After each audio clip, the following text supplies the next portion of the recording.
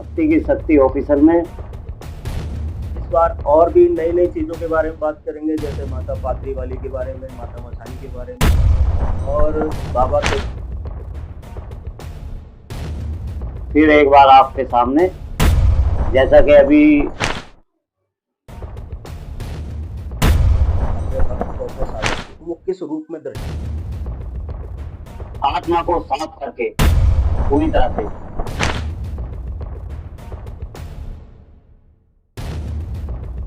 का ध्यान रखना चाहिए, क्योंकि मरघट में तो अच्छी चीज़ें, बुरी चीज़ें सब हैं। ठीक है। शरीर बांधने का मतलब ये है कि आप कोई मंत्र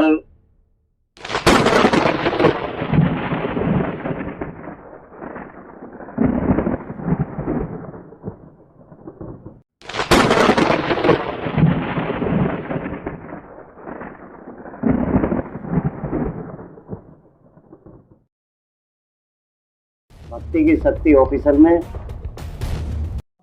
है। जय श्री राम।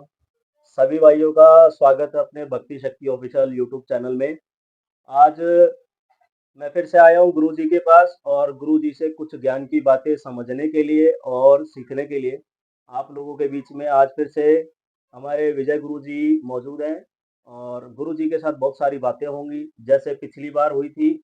इस बार और भी नई नई चीज़ों के बारे में बात करेंगे, जैसे माता पात्री वाली के बारे में, माता मछानी के बारे में और बाबा केसरवल बावरी के बारे में। और गुरु जी का अपना कुछ एक्सपीरियंस रहा है काफ़ी सालों से, क्योंकि गुरुजी ज़्यादातर अखाड़े करवाते रहते हैं और अखाड़े करवाते जा रहे हैं। तो अखाड़ों के बारे में भी समझेंगे आप सबके बीच में हमारे गुरुजी। अब आप गुरुजी से बात कीजिए। सभी भाइयों को जय माता की। मैं विजय भगत काली दरबार से भक्ति की शक्ति ऑफिसर में फिर एक बार आपके सामने, जैसा कि अभी बाला ने बताया है, कुछ हम बातें करेंगे माता पात्री वाली और माता मसानी के बारे में और केसरमल बावरी के बारे में, और कुछ जो अखाड़ों में कई तरह की दिक्कत आती हैं और किस तरीके से कौन से देव से कौन सी दिक्कत कटवाई जा सकती है, उस विषय में बात करेंगे। बाकी पहले भी आए हैं और बहुत सारी हमने बातें की हैं। आज फिर एक नए विषय पे। ठीक है। तो गुरुजी सबसे पहले हम ये बता देते हैं दर्शकों को कि गुरुजी का माता काली का दरबार है। क्या नाम गुरुजी नया चैनल जो खोला है? माँ काली दरबार है। चैनल है यूट्यूब के ऊपर माँ काली दरबार विजय गहलोत जी। तो जितने भी भाई हैं अपने ज़्यादा जानकारी चाहते हैं तो गुरुजी के चैनल पे जाकर बात कर सकते हैं, गुरुजी के चैनल पर जुड़ सकते हैं, वहाँ पर भी आपको अच्छी जानकारी मिलेगी। और काफ़ी पुराने ज़माने से, काफ़ी समय से, ज़माना नहीं तो बहुत पुरानी बात हो जाएगी, काफ़ी समय से ये लगा लो कम से कम 25-30 साल तो हो गए होंगे गुरुजी। ज्यादा हो गए। हो गए। तो मेरा अंदाज़ा जो है जब से मैं गुरुजी के साथ जुड़ा हुआ हूँ, मुझे 10 साल होने जा रहे हैं और गुरुजी और भी पुराने टाइम से दरबार चलाते आ रहे हैं। गुरु जी के पास इतना एक्सपीरियंस है इस कला का, देसी भक्ताई का, तो उसी के बारे में धीरे धीरे एक एक चीज पूछेंगे जो समझने वाली बात है। आप जितने भी नए भाई हमारे साथ जुड़ते हैं, ये आप लोगों के लिए वीडियो बनाई जा रही है ताकि आप गलत दिशा में ना जाए। ठीक है। तो हम बात करेंगे गुरु जी सबसे पहले माता काली से। तो माता काली की सेवा पूजा किस तरह से करनी चाहिए? किसी चेले को, कोई बच्चा नई सेवा कर रहा है माँ काली की, कोई मरघट की काली की सेवा कर रहा है, कोई बंगाल की काली की कर रहा है, अलग अलग तरह की कालियों की सेवा कर रहे हैं, तो उनको काली की सेवा में कैसे करना चाहिए और नियम क्या रखने चाहिए? और जब उनका अनुभव होता है वो किस तरह से होता है? जब माता दर्शन देने आती है अपने भक्त को, अपने साधक को, तो वो किस रूप में दर्शन देती है? पहले तो जो भी माता की सेवा या भक्ति की बात है, पूरी लगन और अपने विश्वास से ये सब विश्वास सब में पहले है, विश्वास अपने अंदर है तो बड़ा से बड़ा काम आसानी से हो जाता है। तो मैं यही कहना चाहूंगा कि माता की पूजा जो है एकदम आत्मा को साफ करके पूरी तरह से माता की भक्ति सेवा करनी चाहिए, जिससे कि आगे चल के आपको माता सही तरीके से राह दिखाए। बहुत सारी चीजें हैं माता के बारे में, तो माता जरूरी नहीं कि आपको माता अपने असली रूप में ही दर्शन देगी। माता जब आपके ऊपर प्रसन्न हो जाएगी तो किसी भी रूप में आपको दर्शन दे सकती है माता। और माता का जो भी नियम है वो टाइम से अपने करो तो जरूर आपको माता सफलता देगी। तो गुरुजी इसमें मैं ये भी समझना चाहता हूँ कि जब माता की सेवा करते हैं तो कैसे करें? कुछ लोग सोचते हैं कि शमशान में जाके सेवा करें, जैसे मरघट की काली की सेवा करना चाहता है कोई, तो वो उसके मन में ये आता है मरघट की काली की पूजा करे तो मरघट में जाना पड़ेगा उसका भोग लगाने के लिए। और मरघट में अगर जाके सेवा करता है तो उसे किस चीज़ का ध्यान रखना चाहिए? क्योंकि मरघट में तो अच्छी चीज़ें, बुरी चीज़ें सब हैं और माता की सेवा करने जा रहा है, हो सकता है कि वो माँ का जो भोग लेके जा रहा है पहले रास्ते में ही कोई उसको खंडित कर दे, कोई और अपना अधिकार जमा ले और माता के पास वो प्रसाद पहुँचा तो वो झूठा पहुँचा, ऐसा भी हो जाता है। तो उसके लिए कोई एक देव अपना साथ लेके चलना पड़ेगा, जिससे कि जो प्रसाद आप भोग लेके जा रहे हो माता को लगाने के लिए शमशान में, तो वो प्रसाद कहीं रास्ते में खंडित ना हो या किसी और दूसरी चीजों के द्वारा झूठा ना हो। तो कोई देव अपने साथ रखो ऐसा, जिससे कि वो तुम्हारे जो सेवा करने जा रहे हो या जो प्रसाद लगाने जा रहे हो, एक तो वो खंडित ना हो, और दूसरा शमशान में जाने के बाद बहुत सारी चीजों का ध्यान रखना होता है। सबसे पहले तो जहाँ पे भी आप क्रिया करोगे उस जगह को आप पूरी तरह से बांध लोगे, ठीक है, और अपना शरीर भी बांधोगे। ये बहुत ज़रूरी है। ठीक है, शरीर बांधने का मतलब ये है कि कोई आप कोई मंत्र चला रहे हो माला पे या जप कर रहे हो, तो उस दौरान कोई दूसरी चीज आकर आपको पीछे से अटैक ना कर दे। तो अपना शरीर और जिस जगह पे आप आसन लगा के बैठोगे वो आसन, ये पहले सुरक्षित कर लो, मंत्र द्वारा अपना बांध लो। उसके बाद जो भी प्रसाद लगाना है माता को आप शमशान में लगा सकते हो। ठीक है गुरुजी, ये चीज़ हम समझ गए कि सबसे पहले जब माता का भोग लगाने के लिए जा रहे हैं तो अपना एक देव लगाना चाहिए और जहाँ पर हमें माता का प्रसाद चढ़ाना है मंदिर में, बरगट में, तो उस जगह को पहले अपने आप के साथ साथ जगह को भी सुरक्षित करना पड़ेगा, नहीं तो हादसा हो सकता है। तो गुरुजी माता काली जी के साथ आपका बड़ा मैंने लगाव देखा है, मैं काफ़ी टाइम से चल रहा हूँ आपके साथ, तो माता की इतनी अच्छी घर में स्थापना भी है। तो आपके क्या अनुभव रहे माता काली के साथ? आपकी सेवा में माता ने दर्शन दिए? शुरू में तो काफी परेशानियों से मैं जूझा हूँ और काफी परेशानियों का सामना मैंने किया है। हालांकि मैं भगत बन चुका था, काफी टाइम से एक मन में ख्याल आ रहा था, एक विचार आ रहा था कि एक माता की मूर्ति मैंने घर में स्थापित करनी है, स्थापना करवानी है। तो मैं कालका मंदिर जाता था और कालका मंदिर जाने के बाद काफी साल तक मैं कालका मंदिर जाता रहा और अभी जाता हूँ। तो वहां से एक माता की मूर्ति मैं लेके आया, मैंने स्थापित कर दी माता की मूर्ति। उसके दौरान, मूर्ति रखने के दौरान, तो धीरे धीरे सब कुछ बदलने लगा। अच्छा।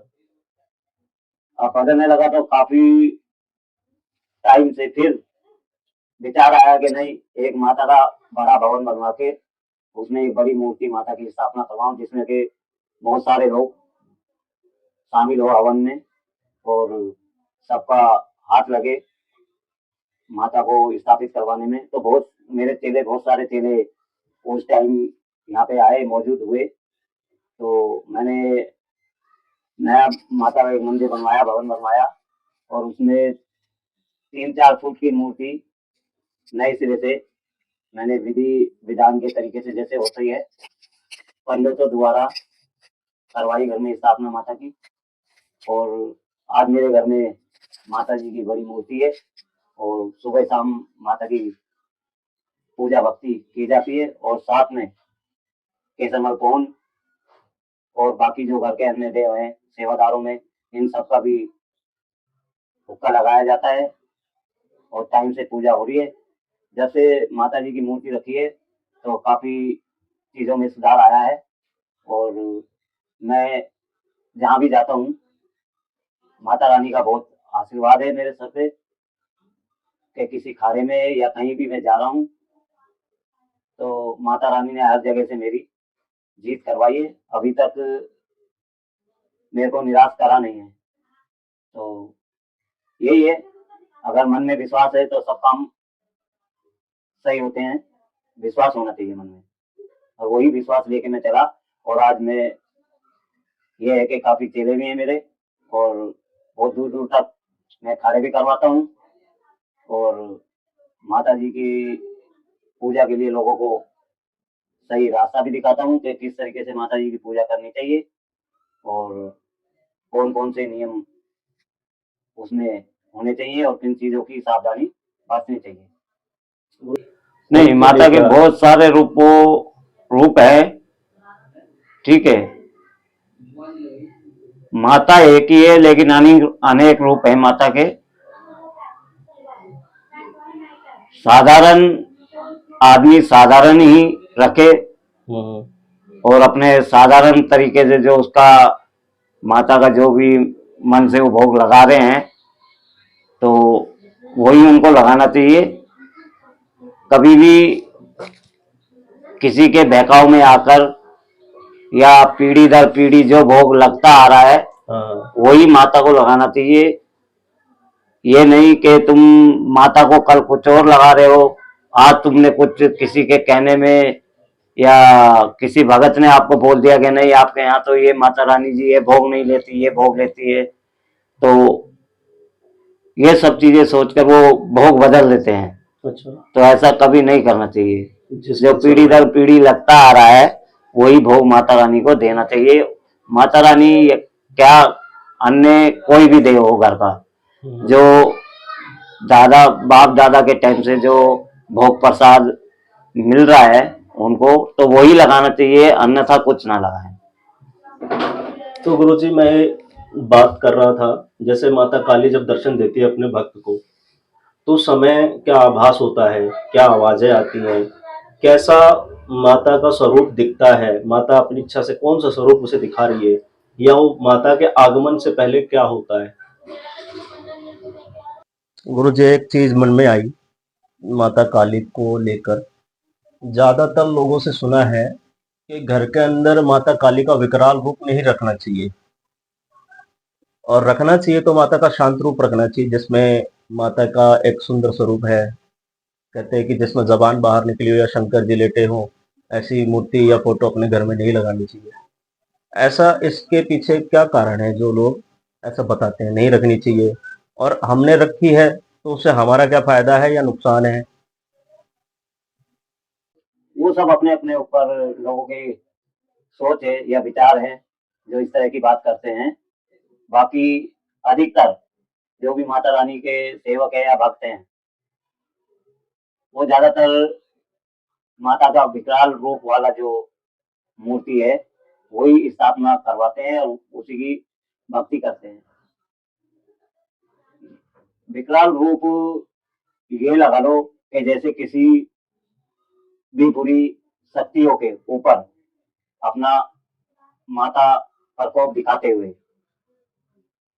कि किसी तरह से कोई भी बुरी आत्मा या बुरी चीज मेरे साधक के या मेरे गुरु के यहाँ पर प्रवेश ना करे।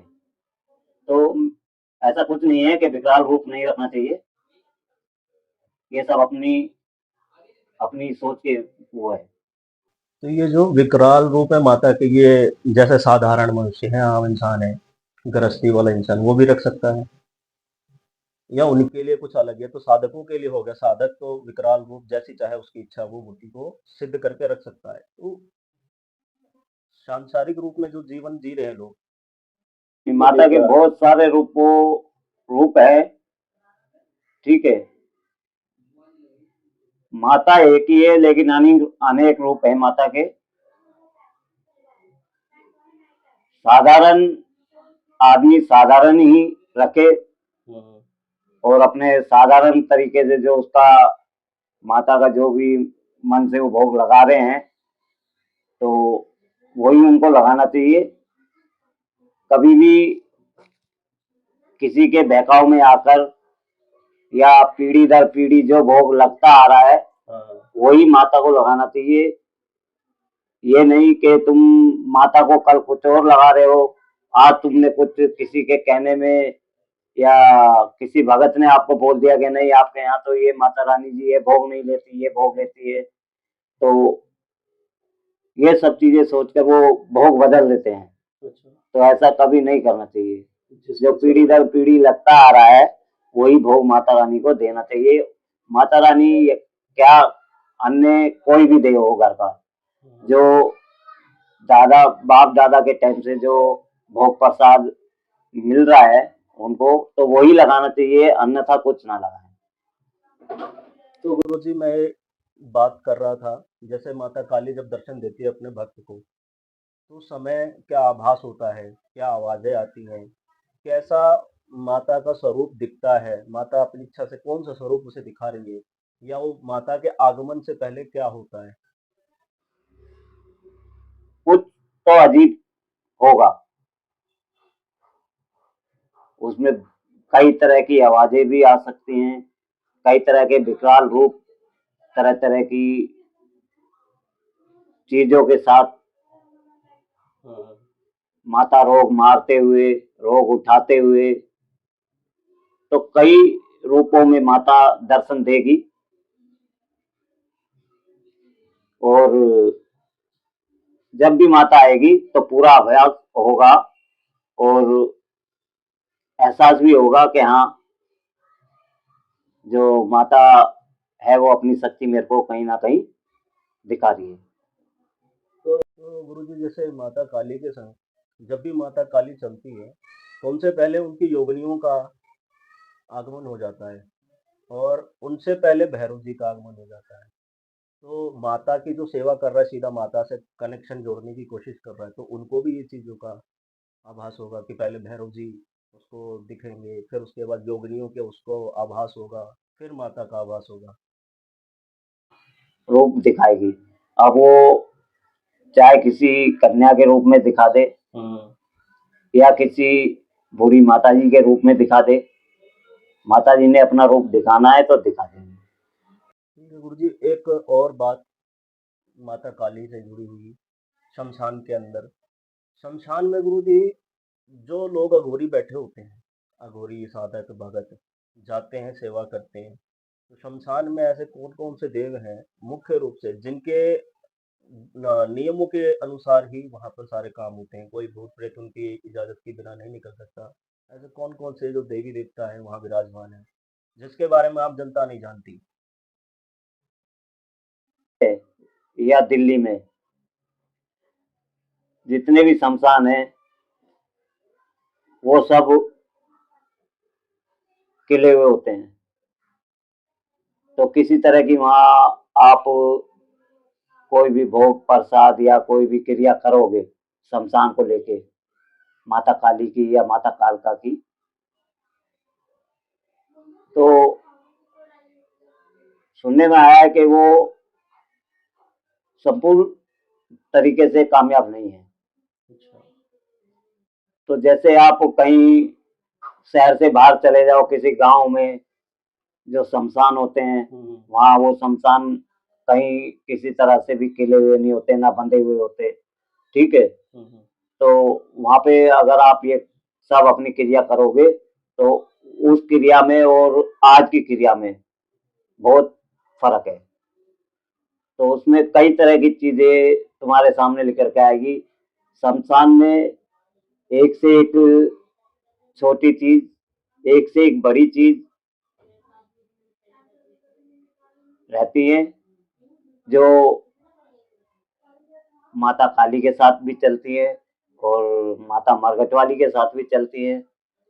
तो बहुत सारी चीजें हैं जो देखने को मिलती हैं। भाइयों ज़्यादा अभी तो मैं ये कहूँगा जितना आपको समझ में आ रहा है, जितना आपने वीडियो में देखा, बस इसी को समझ लो, क्योंकि शमशान कोई छोटी चीज़ नहीं है।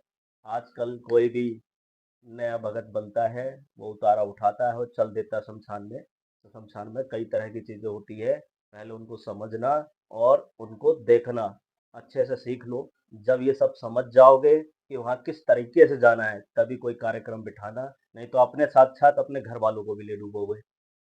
ठीक है? क्योंकि काल का एक नहीं अनेक रूप में है और शमशान में भी एक चीज़ नहीं अनेकों चीज़ें। एक से एक बड़े देवी-देवता भी बैठे हुए हैं, एक से एक बड़ा प्रेत भी बैठा हुआ है। कब किसकी बुद्धि खराब हो जाए, कब हमारा ग्रह खराब हो जाए तो संग चलाए। तो ये बहुत सोच समझ के करना। ठीक? हम अगले सवाल की तरफ बढ़ते हैं। गुरुजी, माता पाथरी वाली जो है, 52 रूपी मानी जाती है और कई लोग इन्हें माता धूतनी के नाम से भी जानते हैं, अलग-अलग नाम। कोई सीखरी वाली माई भी कहता है ना? तो माता पाथरी वाली का इतिहास के बारे में कुछ बताइए कि कैसे इनका आगमन हुआ, कैसे इन्होंने देवी का पद हासिल किया, कैसे ये जगह-जगह पूजने लगी और और भी बहुत सारी बातें हैं माता पाथरी वाली को लेके। कुछ मिथ भी हैं, कुछ कन्फ्यूज़न है लोगों के मन में। माता पाथरी वाली जो है, एक सोहन गुर्जर के घर में इनका जन्म हुआ। सोहन गुर्जर। हाँ जी। जी। और जब सोहन गुर्जर के यहाँ पर जन्म हुआ, जैसे जैसे माता थोड़ी सी बड़ी होने लगी, तो वो अपने अनेक तरह के रूप माया दिखाने लगी। तो सोहन गुर्जर की जो घरवाली थी, माता पाथरी वाली की जो माँ थी, उन्होंने सोहन गुर्जर को बोला कि हमारे घर में जो बच्ची ने जन्म लिया है, जिस बच्ची ने जन्म लिया है, मुझे तो कोई माया भी लगती है। तो उन्होंने किसी पंडित को बुलवाया अपने घर में हाँ, हाँ। हवन करवाने के लिए। तो पंडित ने देख के बताया कि ये जो कन्या है, ये तो आपके लिए श्राप है और ये आपको अपने साथ नहीं रखनी चाहिए। तो पंडित जी ने बताया कि इसको किसी मटके के अंदर बंद कर कर अच्छा। और शहर से दूर जाके किसी कुएं में इसको डाल दो। तो माता जी उस समय छोटी होंगी? उस समय माता छोटी थी, तो माता को जब उनके पिताजी सोन गुर्जर मटके में डाल के ले गए, जिंदा? हाँ, जिंदा डाल के ले गए और कहीं सुनसान जगह देखकर हाँ, जिंदा। हाँ, एक कुएं में माता को फेंक दिया। फेंक दिया। फेंकने के बाद काफी टाइम हो गया, तो उधर से एक संत जा रहे थे, नागे गुरु, अच्छा। नागे बाबा। तो उन्होंने आवाज मटके में, वहां कुएं में से आवाज सुनी, तो उन्होंने झांक के देखा कि इसमें तो कोई छोटी कन्या है। हाँ, तो उन्होंने वो कुएं से मटका निकाला। निकाला। नागे बाबा ने उनको अपने साथ ले गया। ले लिया। बताते हैं कि नागे बाबा ने उनको अपनी लटा में लपेट लिया और लेके चले गए ढाके बंगाल। अच्छा, अच्छा। अब जब ढाके बंगाल लेके चले गए, तो वहां जाने के बाद जब वो वापिस आए, तो सीख पाथरी धाम में आए, पाथरी गांव में नागे बाबा। तो उस टाइम सारी विद्या माता पाथरी वाली ले चुकी थी नागे गुरु जी से। नागे गुरु से। तो उन्होंने उसको माता को अपनी बेटी के रूप में संभाला। हाँ, पाला और ढाके बंगाल में उनको सारी विद्या दान दी। और सब चीजों का उनको ज्ञान दिलवाया।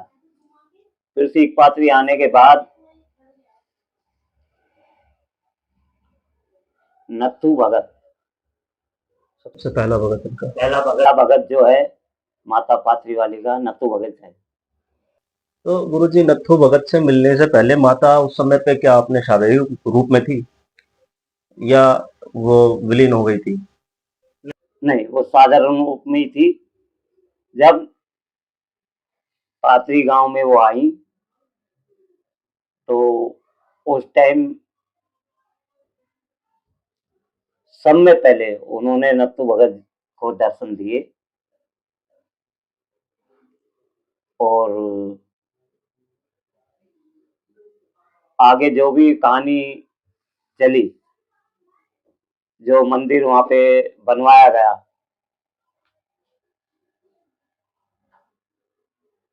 सिंगा जाट था कोई सीख पाथरी का, श्रीधर जाट। हाँ, तो उनके यहाँ पर माता पाथरी वाली की का कोई परेशानी उन्होंने दिखाई कि जिससे कि मेरा यहाँ पर ये नाम हो और मेरा भवन बनवाया जाए। अच्छा, तो वो जो पाथरी वाली ने खुद वो, हाँ, तो वो जो जाट वहां पे लेके गया, हाँ, माता पाथरी वाली के यहाँ पे गया, उसके नत्थू भगत के यहाँ पर। तो वहां पर जाकर नत्थू भगत ने बताया यहाँ तो ये चीज है आपके यहाँ पर। तो और माता पाथरी वाली का नाम उन्होंने लिया कि उसके लिए फिर हमें क्या करना होगा कि समय पहले माता रानी अपना यहाँ पे स्थान मांग रही है। तो वो छोटा सा मंदिर पहले बनवाया गया और नत्थू भगत दिन रात सेवा में लग गया माता रानी की। आराम आराम से माता का नाम चलता रहा, बढ़ता रहा। कई जगह वो बावरियों के साथ भी माता रानी का रोल देखने को मिला है। कि जैसे बताया जाता है कि सवल सिंह बावरी के साथ भी माता पाथरी वाली चलती है या केसरमल बावरी के साथ भी कहीं जोड़े में चलती हैं। वो सब जो विद्या नागे गुरु से कहीं ना कहीं बावरियों के भी गुरु जो है नागे बाबा। तो गुरु जी नागिया गुरु जी के तो चेले हैं ये, लेकिन पाथरी वाली माता का इनके साथ वो कनेक्शन कैसे हुआ, मिली कैसे?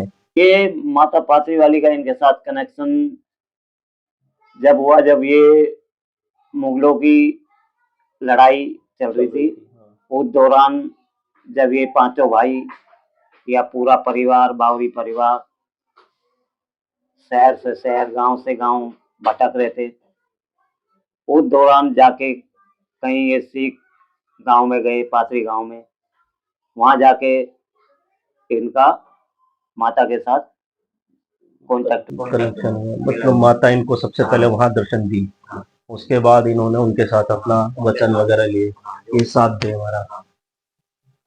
गुरु जी बहुत सी ऐसी बातें हैं जो अभी तक शायद नहीं सुनी होगी किसी ने, कि माता के साथ क्या हुआ था और कैसे वो आगे बढ़ी।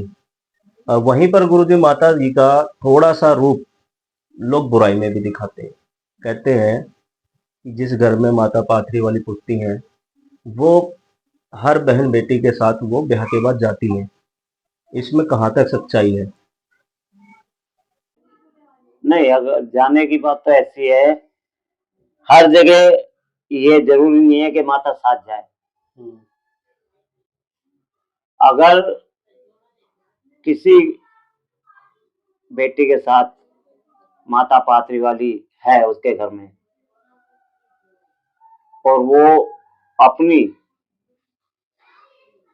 बच्ची की शादी करती है, अपनी बेटी की शादी करती है तो माता पात्री वाली ऐसे नहीं जाती,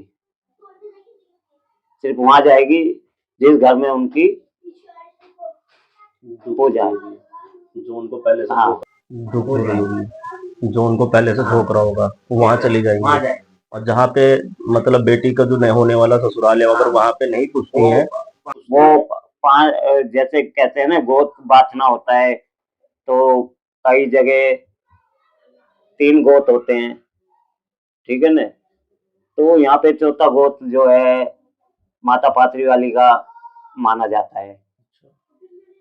तो ये सब चीजें शादी से पहले बातचीत होती है, जो भी गोत आपस में मिलाए जाते हैं, ठीक है। उस दौरान जिनके घर में होती है तो वो बता देते हैं कि भाई हमारे यहाँ पे माता पात्री वाली है, चौथा गोत हमारा ये है। और कई जगह नहीं बता पाते, झूठ बोल जाता है। झूठ बोल जाते, तो माता पात्री वाली वहां प्रवेश कर जाती है दंड देने के लिए कि तुमने झूठ क्यों बोला।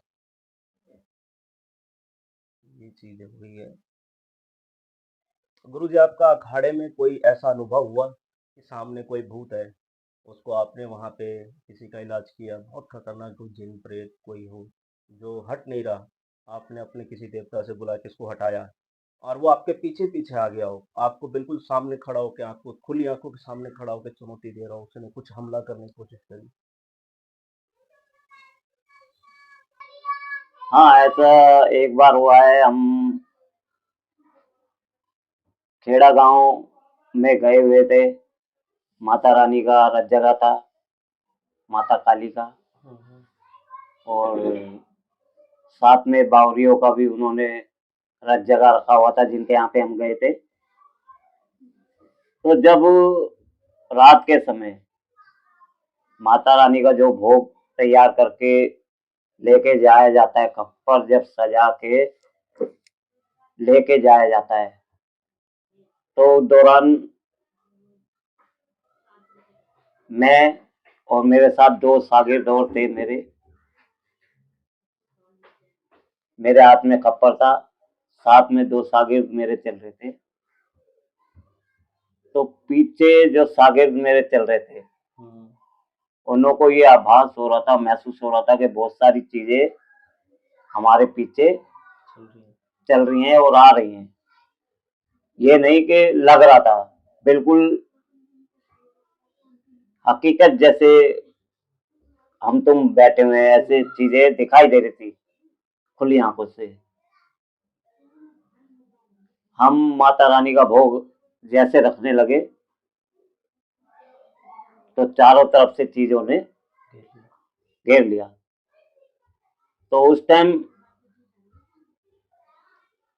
बावरी का भी हम रथ जगह करवा रहे थे, और माता काली का तो था, जो भी प्रसाद था, माई का रथ जगह था। तो हमने तुरंत बाबा केसरमल बावरी को याद किया, और हमारे जो घर के जो हैं सेवादारों में, हमने अपने सेवादार को याद किया, दलेल सेवादार को। तो तुरंत उन्होंने आके चारों तरफ से उन चीजों को रोका। रोकने के बाद हम वो उतारा वहां पर रख के आते हैं, और पीछे मुड़ के देखते हैं तो वहां कोई हमको चीज नजर नहीं आई। तो कभी भी ऐसा कोई काम करने जाते हो तो सबसे पहले अपने आगे पीछे पूरी तरह से अपनी सेफ्टी करके जाना चाहिए। तो यही मेरा मानना है कि कोई भी काम आप करो तो पहले उसको सोच लो अच्छी तरह से कि हमें अपनी सेफ्टी कैसे करनी है, वो काम करो, नहीं तो काम आप करो मत। और कोई एक्सपीरियंस गुरु जी इसके अलावा आपका?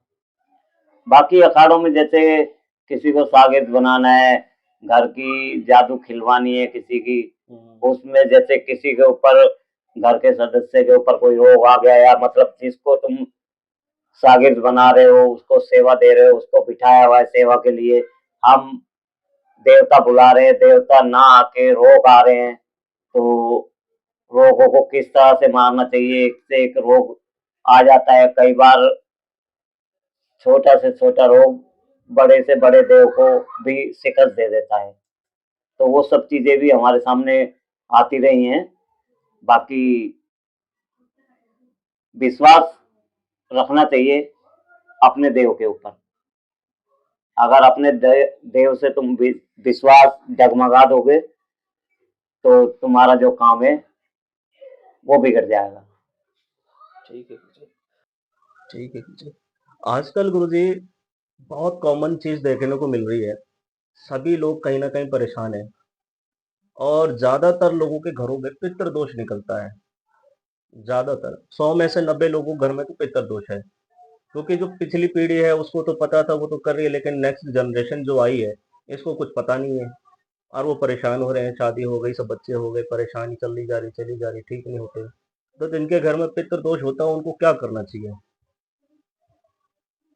उनके लिए कोई उपाय या कोई सलाह कि इस तरीके से नहीं, भटकने की ज़रूरत नहीं है, ऐसा कर्म जो खुद से कर सकें और उनको आराम मिले?